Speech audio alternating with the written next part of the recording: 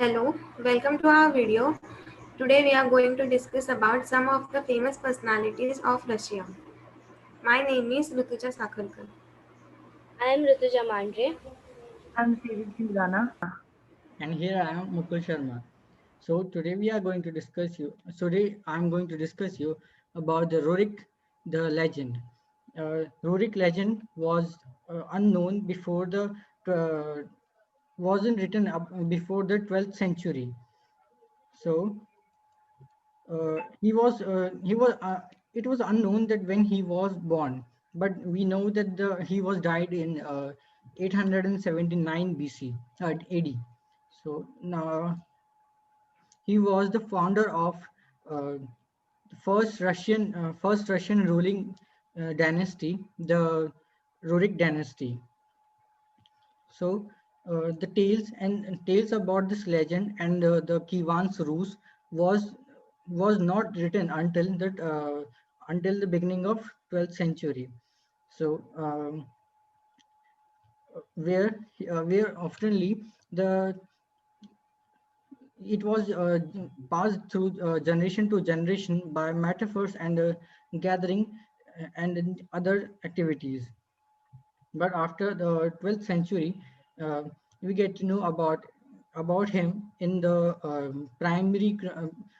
Russian primary chronicles or the Tale of Bygone Years, which was written by the monk uh, Nestor. So the now about this legend. Uh, this legend this legend was known as the Lord of War. Here, the Viking he established this dynasty, and he was invited by the troops which was living in the uh, Lodar region. The troops were the Fennic tribes of Jutes and the Slavics and West Slovens and Cruches. So they called him and he was invited to rule over them, but in the area of Novgorod. The Rurik was came with his with his two brothers. Uh, the first one was Senius, and the second was the uh, Truvier. Uh, and he also came with his troop was he because he was belonging to the Varyaks. The Varyaks was called by the Rus, was known as by the Rus. So the dynasty was the first dynasty which was named by the Rus, the Russian dynasty. So uh, as we know that uh, was invited by the troops. The main actually the main area was that there was a great conflict between these troops, and the conflict was about the trade and this dispute. And so to making the order, they called him. So now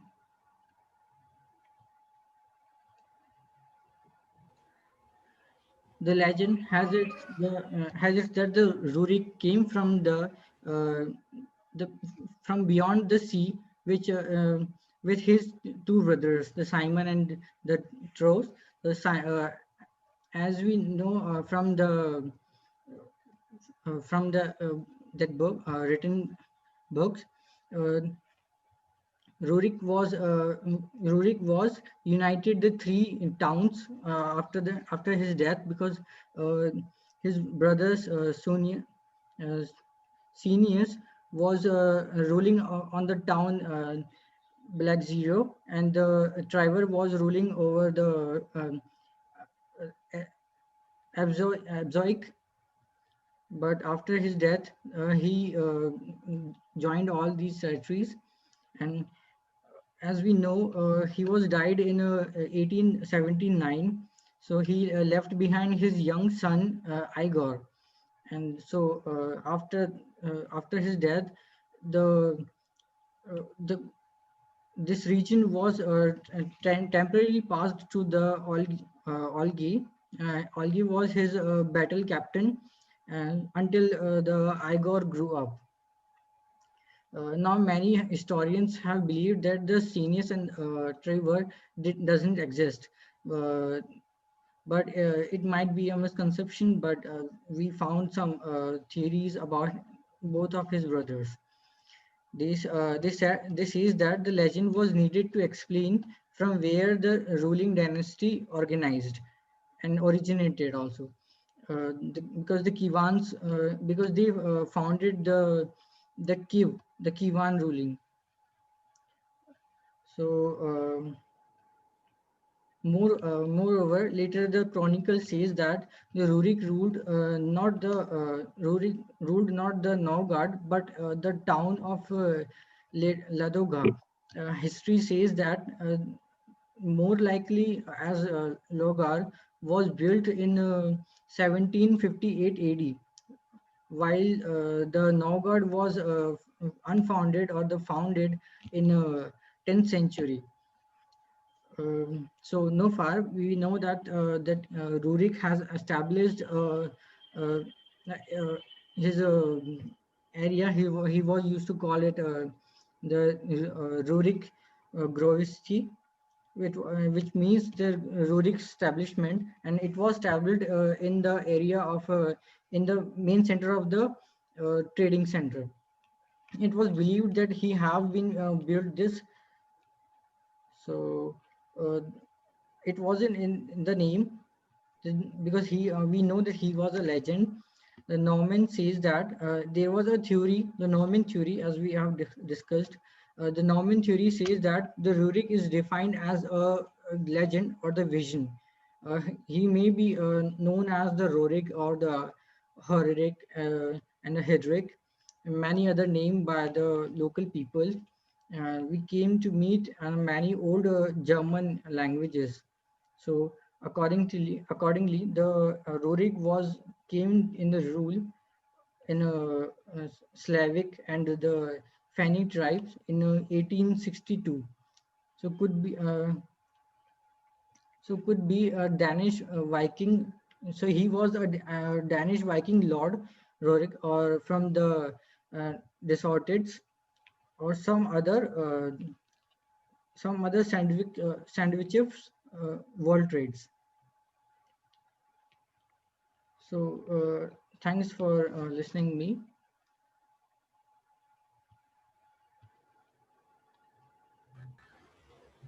I am going to tell you about the famous Prince Valeria Monama. He was born on 1053 and died on 1125. He was the Grand Prince of Kievan Rus from 1113 to 1125. He made a great development in Russia during the Middle Ages, which was considered as the terrible period for the Russian peoples. He is considered a saint in the Eastern Orthodox Church and is celebrated on May 6. In his famous writings to his grandchildren, which was known as the Treatment, he said that he has conducted 83 military campaigns and has made peace with the Provinci around 19 times. He fighted with the Provinci and all the princes, all his region round. So he was mainly concerned on making wars. He was recorded killing 200 Provinci princes and used to get the empire of them. He was, according to his searches, he was also known as the adept administrator, he had a great ability of revealing his relatives' princes. He was noted as the builder, as he was the founder of the Valadium on the Kalma River in the northeastern Russia, but which was given the name Kiev after him, with the seat of the Kiev as the Grand Prince. Thank you. I'm going to tell you about the famous personality Yuri Dolgoruki. He was born in Sirsa 1019 to the May 1500, May 15, 1157. Yuri Dolgoruki is the one of the most contradictory and the turbulent figure in the Russian history. He is also considered as the founder of the Moscow. Yuri Dolgoruki was the son of the Vladimir Monomakh, the famous Grand Prince of the Kievan Rus. Yuri Dolgoruki originated from the Rurik Dynasty. The Rurik Dynasty had the special system of the succession in which the Kievan throne was not passed linearly from the father to son, but from the brother to brother. Yuri Dolgoruki started his political activity as the ruler of the Rostov Principality. In 1925, Yuri moved his capital from town of Rostov to Suzdal. Soon he became the first independent prince of the northern eastern Rus. The nickname of the Dolgoruki was given to him due to his constant encroachment upon others' land. He built forts and founded numerous towns. Yuri Dolgoruki name is traditionally associated with the foundation of Moscow. According to written records in 1156, Yuri ordered the Moscow to be fortified with the moat and the wooden walls. As a politician, Yuri Dolgoruki skillfully combined negotiations and the military campaigns. Yuri Dolgoruki considering himself the lawful heir to capture the Kiev many times. Three times he managed to gain the throne. The first two times he had to retreat, while the third time in 1155 he won and remained as a grand prince until the end of his life. The people of the Kiev also considered Yuri to be an alien from the north. Yuri was not allowed to buried next to his father. Yuri Dolgoruki was married twice and he had the 13 children. After being poisoned at the feast of the Kievan nobleman Yuri unexpectedly died in the 1157, which sparked anti-Sudetan uprising in Kiev. Thank you. I am going to tell about Princess Olga of Kiev. Saint Olga of Kiev was born in 1879 at Pasko, Russia, into a family of Varyak origin according to tradition. The theory about Olga's birth also explains the origin of her name, which is derived from the Scandinavian Helga. Other historical versions state that Olga was either a daughter of Oleg Vesty, the founder of the state of Kievan Rus, or had Bulgarian roots. Oleg Vesty initiated Olga's marriage with Prince Igor, who was the son of the Novgorod Prince Rurik, a founder of the Rurik Dynasty of Russian Tsars. After the death of Oleg in 912, Igor became the ruler of Kievan Rus. In 945, Prince Igor went to the Slavic tribe of the Drevlians to gather tributes. After he demanded a much higher payment, the Drevlians killed him. The death of the Kievan prince raised a question about the next ruler of the country. Igor's son, Svetoslav, was only 3 years old, and hence Olga took the power and ruled the country. Interestingly, she had the full support the Rus army, which arrest to the great respect. After killing Igor, the Drevlians sent their matchmakers to propose that Olga marry their Prince Mal. The princess took revenge upon her husband's death, killing all the ambassadors. There are stories of her being quite the warrior queen. She ruled Kievan Rus after Igor's assassination in 945. Following her conversion and baptism in 957, when she took the name Helena, she tried to introduce Christianity to the Ukraine on a wide scale but failed. When her son, Svetoslav, reached adulthood, she handed the throne to him.